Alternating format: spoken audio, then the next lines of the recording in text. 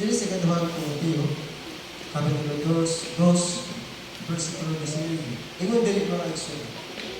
Apan ang malig-on nga pakikuranan sa Dios magapabilin sa pagbarog nga nagadala ni Marta sa tipre nga nagaingon.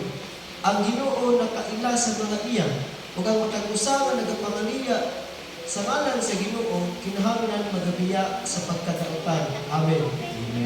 Amen. The Lord. The Lord.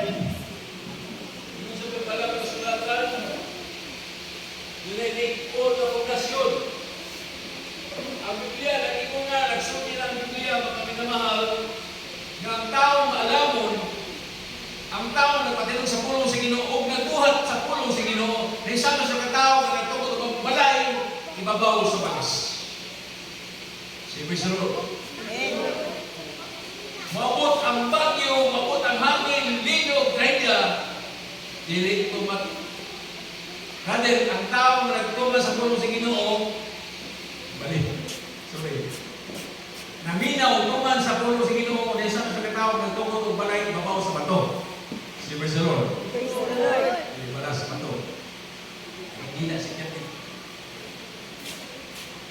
Inikabot sa linog, baha. Hallelujah, praise the Lord. Lord Jesus. Hallelujah. Hallelujah.